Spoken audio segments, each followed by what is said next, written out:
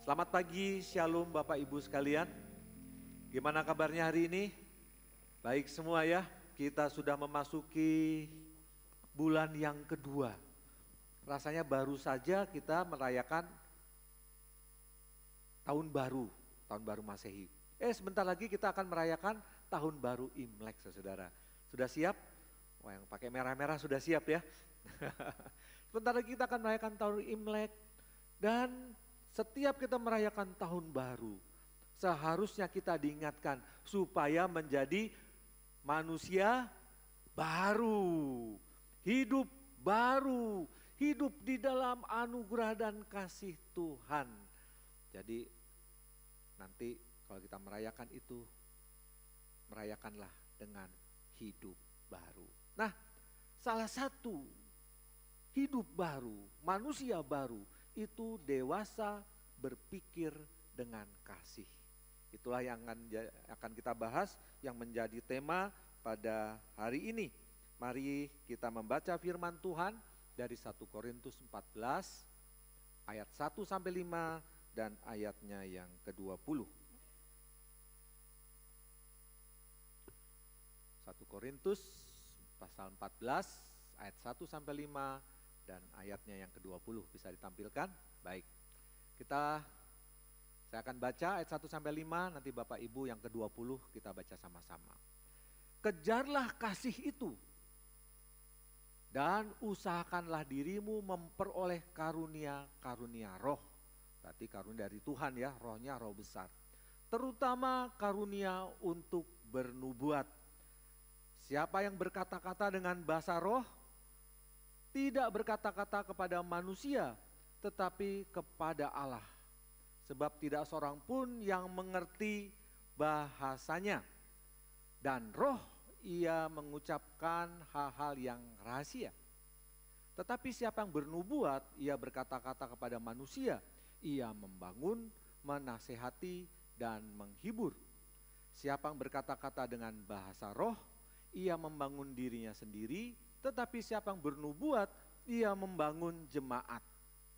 Aku suka supaya kamu semua berkata-kata dengan bahasa roh. Tetapi lebih daripada itu, supaya kamu bernubuat.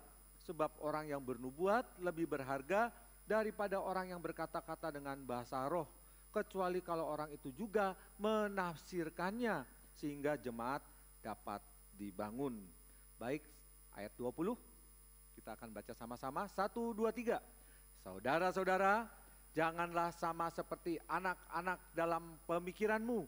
Jadilah anak-anak dalam kejahatan, tetapi orang dewasa dalam pemikiranmu. Demikian firman Tuhan, berbahagialah setiap orang yang mendengar, menyimpannya dalam hati, dan melakukannya dalam kehidupannya sehari-hari. Amin. Menjadi dewasa, ya, itu dalam firman Tuhan tadi ditekankan sekali sama Rasul Paulus. Sebab ada pepatah, ada quote, ada kata-kata bagus ya. Menjadi tua itu pasti. Tetapi menjadi dewasa itu pilihan. Kita setiap hari bangun pagi, hari yang baru, minggu yang baru, tahun yang baru, sesungguhnya kita menjadi tua. Setiap hari bertambah umurnya. Kalau kita merayakan ulang hari ya, maka tahunnya bertambah hari. Kalau ulang tahun berarti tambah tahun, ya. Nah, itu dia grafiknya, dari bayi sampai kakek nenek. Tua itu suatu kepastian, semua orang akan mengalami hal demikian. Semua orang tanpa terkecuali. Tetapi menjadi dewasa itu pilihan, artinya belum tentu yang tua itu dewasa. Belum tentu yang berumur 50 tahun lebih dewasa daripada yang berumur 30 tahun. Belum tentu yang 30 tahun lebih dewasa daripada umur yang 17 tahun. Nah, itu pilihan. Bagaimana dalam hidup ini, dewasa itu pilihan, karena dewasa itu menunjukkan kematangan, baik secara psikologis, spiritual, maupun dalam bersosialisasi. Ada satu buku yang menarik yang dikarang oleh R. Adinda, ya.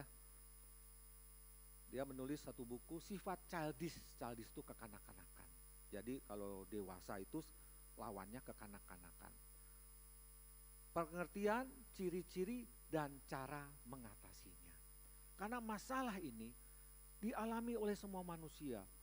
Orang yang berumur, yang sudah tua, itu belum tentu dewasa. Jadi sehingga banyak buku-buku psikologi yang membahas hal ini, saudara-saudara. Ya, kalau ingin mendalami psikologi lebih jauh, lebih dalam lagi, ini ada Lawrence Tracy ya, dia ahli psikologi.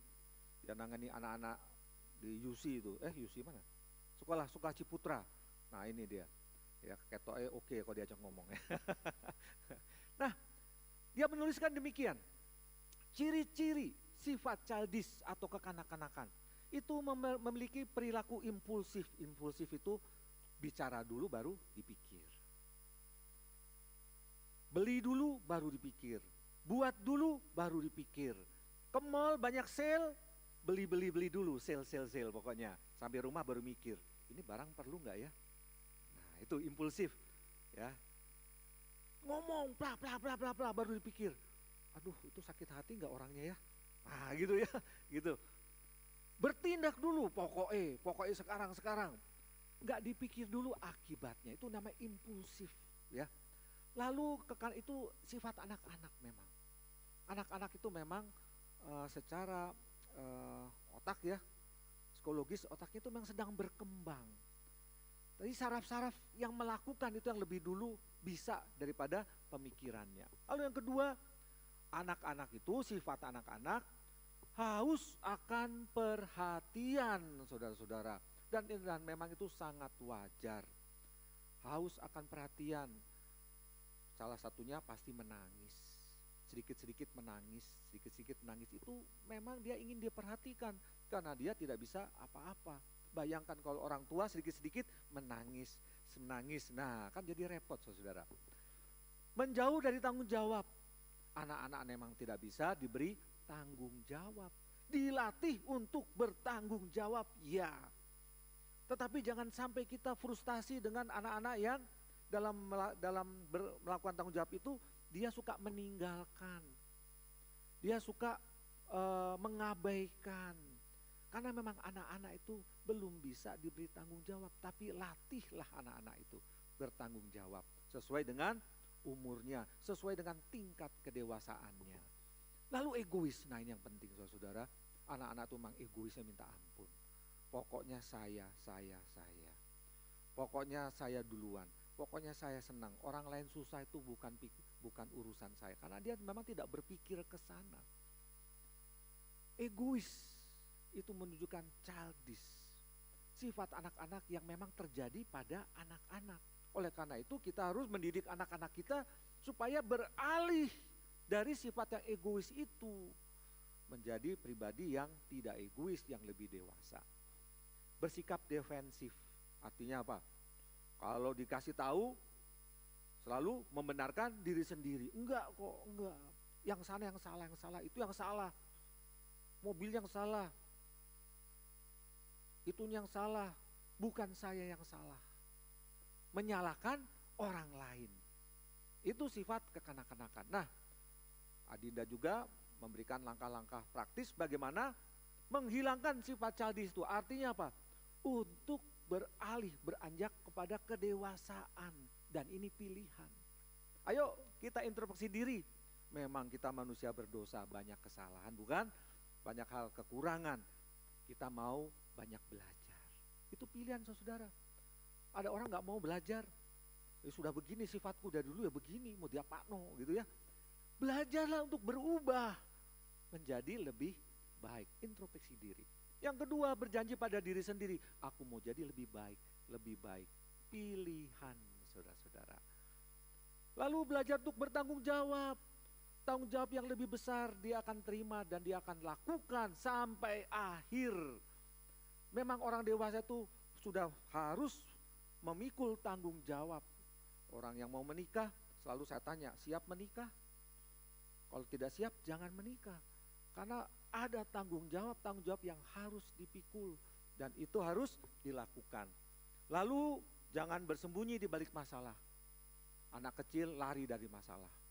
Mengadu, nah gitu ya. Tapi orang besar menyelesaikan masalah.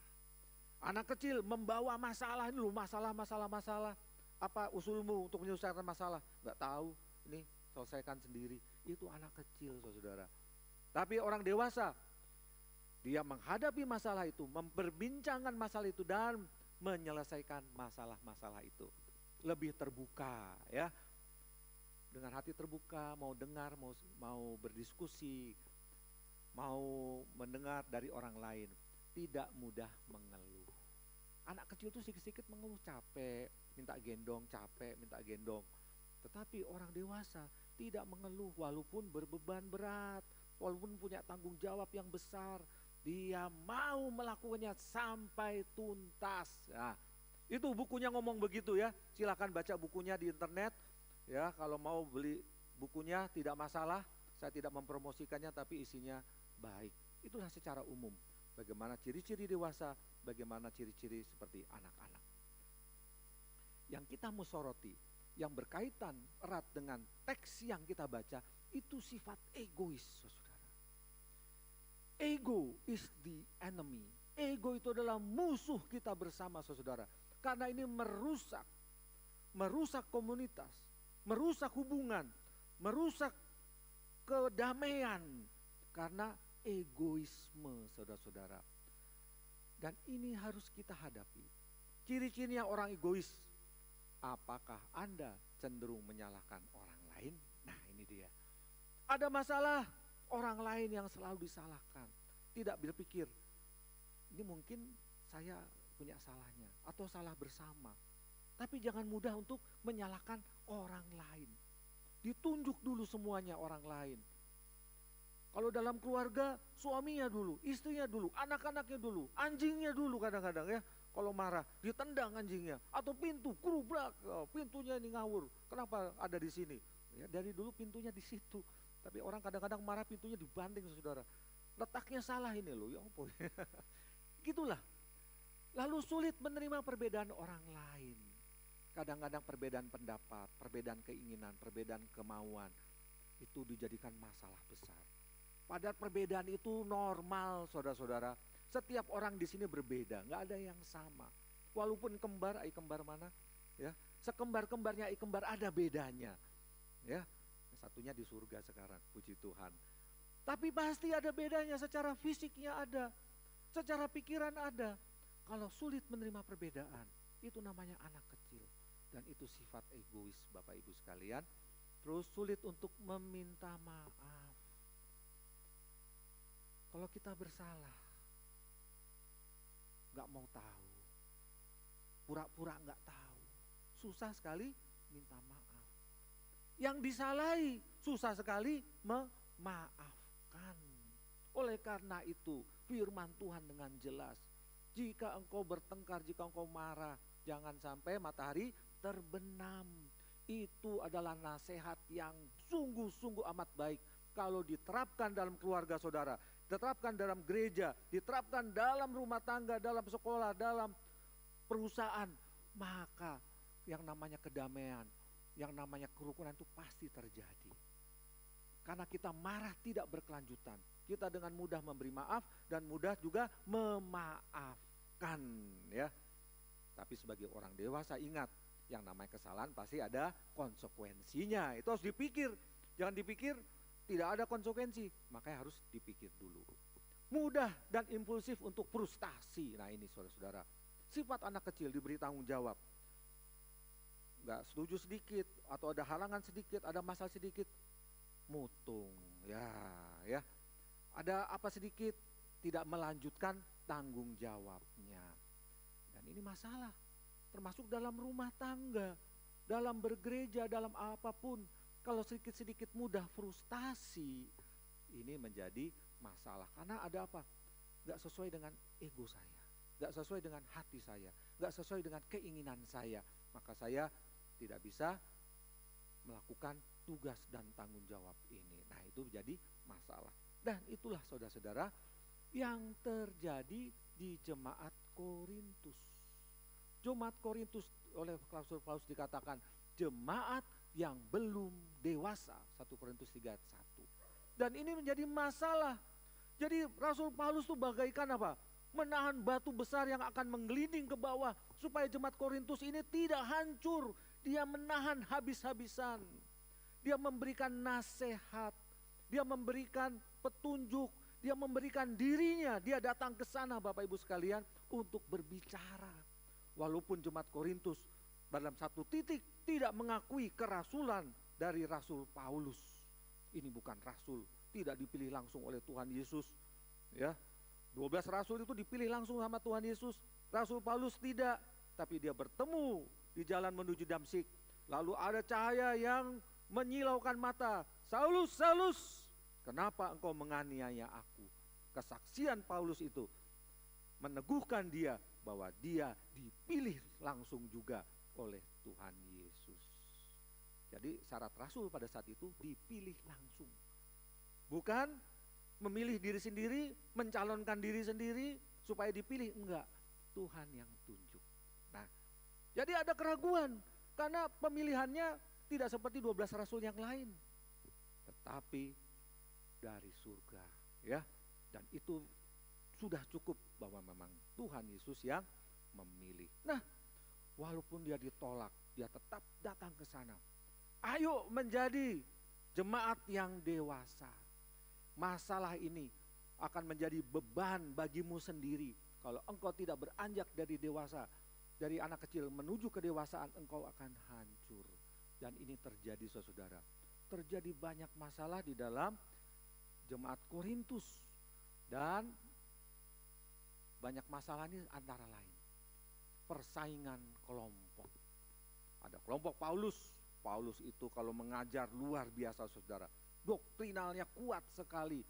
Sistematis. Sehingga orang bisa kagum dengan pengajarannya. Karena memang dia sekolahan. Orang sekolah dididik oleh guru besar Gamaliel. Luar biasa dia. Jadi orang suka dengan pengajarannya. Tapi ada orang berkata, tidak seperti Petrus. Petrus itu walaupun tidak sekolahan, tapi dia punya otoritas. Dia tuh kan bosnya murid-murid, kepalanya murid-murid. Dia punya kepemimpinan, dia punya keberanian. Paulus tidak. Petrus punya ketegasan. Wah gitu ya. Jadi orang suka sama Kefas yang disebut Petrus itu. Karena dia adalah pemimpin yang luar biasa. Banyak orang suka dengan dia. Paulus walaupun bisa mengajar, no.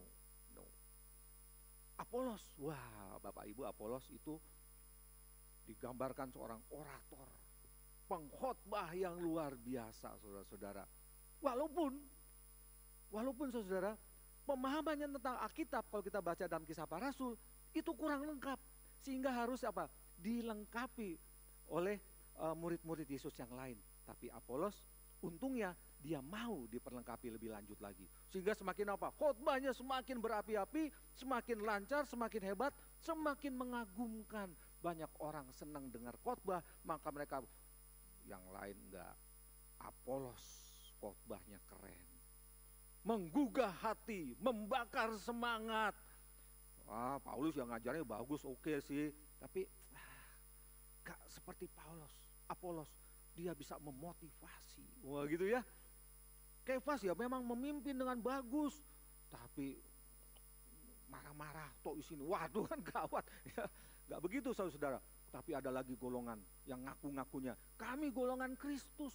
Jadi Kristus dimonopoli. Hanya golongan saja. Kalau bukan seperti kami, bukan Kristus. Ini masalah. Pada Kristus adalah kepala gereja. Ya. Di atas segala golongan. Dan gereja itu cuma satu. Gereja yang kudus dan am. Itulah pengakuan iman kita. Gereja yang satu, yang universal. Kepalanya adalah Yesus Kristus.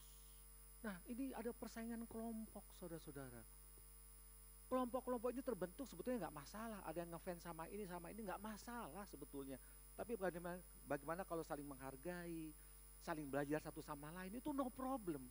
Tapi ini saingan, saling merendahkan, saling menjelekkan, saling bermusuhan. Nah, masalah saudara. Dan juga ada masalah kesombongan dalam masalah karunia rohani. Ada karunia bernubuat, karunia berbahasa roh, karunia bermujizat, karunia memimpin, karunia menasehati, dan banyak lain lagi. Dalam satu titik, ada persaingan yang sangat kuat antara karunia bernubuat dan karunia berbahasa roh. Nah, kalau kita baca Alkitab yang kita baca tadi, karunia bernubuat itu bukan hanya sekedar karunia memprediksi masa depan. Nubuatan Nabi Yesaya bahwa Kristus akan menderita. Itu kan Yesaya 700 tahun sebelum Yesus, dia menubuatkan hal-hal di masa depan. Tapi nubuatan dalam firman Tuhan ini juga berarti memberitakan firman Tuhan, membicarakan firman Tuhan dengan bahasa yang dimengerti oleh manusia. Jadi bisa dikatakan berkhotbah, bisa dikatakan menasehati, bisa dikatakan untuk ceramah dengan bahasa yang dimengerti oleh orang-orang saat itu. Mungkin bahasa Aram atau bahasa Yunani atau mungkin bahasa Latin, pokoknya bisa dimengerti. Bersaing keras dengan bahasa roh. Nah, bahasa roh ini bahasa Yunaninya itu sebetulnya glosa. Glosa itu lidah. Dalam terjemahan baru yang kedua TB2, terjemahan baru yang pertama itu diterjemahkan bahasa roh. Maksudnya apa? Memang bahasa ini tidak dimengerti oleh manusia. Tapi bahasa ini disebut glosa. Itu diterjemahkan yang TB2 itu lebih jelas bahasa lidah. Tapi bahasa lidah yang tidak dimengerti oleh orang-orang pada saat itu. Nah, ini persaingan saudara. Karena yang satu menganggap kalau saya berbahasa lidah itu lebih didengar oleh Tuhan dibandingkan bahasa yang biasa-biasa. Anak saya, Pak, aku dapat masukan. Apa? Masukan dari orang. Kenapa? Kalau kamu berdoa pakai bahasa roh, Tuhan lebih dengar daripada bahasa Jawa. Oh iya? Menyanyi dalam bahasa roh, Tuhan lebih bergairah mendengar daripada pakai bahasa Indonesia seperti ini. Oh ya, di Alkitab nggak ngomong begitu masalahnya, ya. Konteksnya adalah pembangunan jemaat, pembangunan tubuh Kristus. Berbahasa roh, GKT tidak melarang bahasa roh, sama sekali tidak dilarang. Tapi sesuai dengan firman Tuhan tadi, harus diterjemahkan, ya. Karena untuk membangun jemaat, bagaimana orang mengerti kalau pakai berbahasa roh atau berbahasa lidah, tapi orang nggak ngerti. Sehingga dalam bagian lain Rasul Paulus berkata, aku lebih suka pakai bahasa yang dimengerti 5 kata. Yang dimengerti oleh manusia daripada berbahasa roh yang tidak dimengerti, yang beribu-ribu kata bahasa roh tapi tidak dimengerti oleh jemaat. Dalam konteks jemaat, Rasul Paulus mendorong orang untuk bernubuat, memakai bahasa yang dapat dimengerti, berkhotbah, menyanyi, ya, dalam bahasa yang bisa dimengerti. Andai kata berbahasa roh pun harus diterjemahkan dalam konteks berjemaat. Jadi jangan lepas dari konteks. Bagaimana Pak kalau di rumah berbahasa roh? Silahkan, nggak ada terjemahannya nggak masalah. Siapa yang ngelarang? Tidak ada. Saya nyetir mobil Pak berbahasa roh, nggak masalah. Konteks pribadi, ya. Tapi dalam konteks jemaat begini, tiba-tiba Andi berbahasa roh, Pak Andi. Kalau diterjemahkan ya nggak masalah, tapi kalau dia gini kan bingung, itu beneran tuh enggak? Ya kan begitu ya. Dalam konteks berjemaat itu harus bisa membangun jemaat, bukan menimbulkan tanda tanya. Jadi jelas, saudara. Ya, sekali lagi GKT tidak mencela bahasa roh, tidak, gereja ini tidak anti bahasa roh, tidak, tapi sesuai dengan firman Tuhan harus membangun jemaat. Dalam konteks jemaat sekali lagi harus diterjemahkan karena ada apa? Ada karunia menafsirkan bahasa roh. Jelas ya? Ada karunia berbahasa roh, lebih tepatnya berbahasa lidah. Karena kalau roh itu bahasa Yunani itu pneuma sebetulnya. Allah itu adalah roh, ya, theos, pneuma. Tapi ini glosa, bahasa lidah. Maksudnya memang bahasa yang tidak dimengerti. Nah, kesombongan ini meruncing pada dua bahasa ini, saudara. Padahal semua karunia ini adalah karunia dari Tuhan. Semuanya bagus jika digunakan dalam porsinya masing-masing, saudara-saudara. Pada satu kali Paulus berkhotbah, ngajar dari sore sampai pagi, ada orang jatuh dari jendela bukan? Ya kok ngajar ya jangan suwe-suwe gitu ya. Walaupun bagus, iya jangan suwe-suwe, orang ngantuk juga gitu kan. Makanya khotbah di tempat kita 30 menit Pak, oh ya gitu. Karena psikologi jemaat itu seperti itu, kalau kebanyakan yang ngantuk, bosen gitu ya. Diletakkan pada porsinya masing-masing. Tapi karena sifat kekanak-kanakannya itu, dua bahasa ini, bahasa yang dimengerti dan bahasa yang tidak dimengerti, merasa yang satu lebih unggul daripada yang lain. Ini masalah dan mengabaikan kasih. Mereka tidak lagi mengasihi satu sama lain. Mereka saling menyalahkan, saling menyombongkan, saling meninggikan, tapi saling merendahkan. Kaya dalam pengetahuan dan perkataan tetapi tidak berhikmat. Mereka ini orang-orang pintar, saudara-saudara. Tapi mereka tidak berhikmat. Tidak menempatkan kepandaian mereka dalam porsi yang tepat. Tidak menempatkan perkataan-perkataan yang indah-indah itu, yang bagus itu. Cara berkhotbah, cara yang bagus itu. Tidak dilakukan dengan hikmat. Tapi banyak melukai orang lain. Banyak membuat orang lain kecewa. Sehingga terjadilah kelompok-kelompok. Dan itu hanya beberapa masalah. Kalau kita baca kitab 1 Korintus, masalahnya banyak sekali saudara.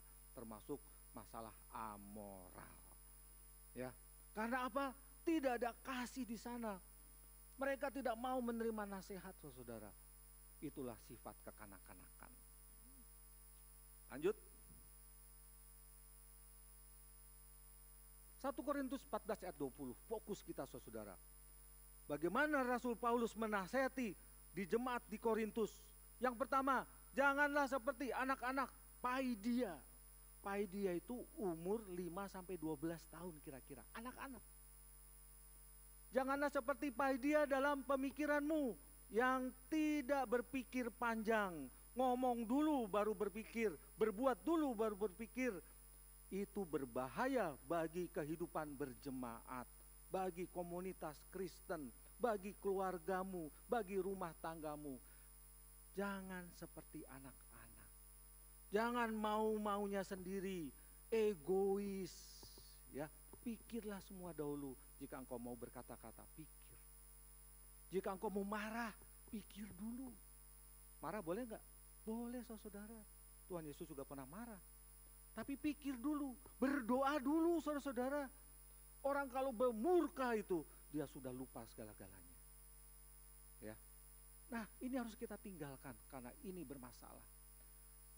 Tetapi jadilah anak-anak nepiasete. Nah, ya. Jadi bahasa Yunani itu jelas, anak-anak yang pertama itu paidia, kira-kira 5-12 tahun. Lalu yang kedua, anak-anak nepiasete, kira-kira berapa tahun? 3 bulan. Jadilah anak-anak 3 bulan dalam kejahatan. Anak yang sedang menyusu tiba-tiba tangannya ngerauk muka ibunya. Kejahatan? Tak lapor polisi kamu ya. Oh. Ya, kejahatan? Enggak lah.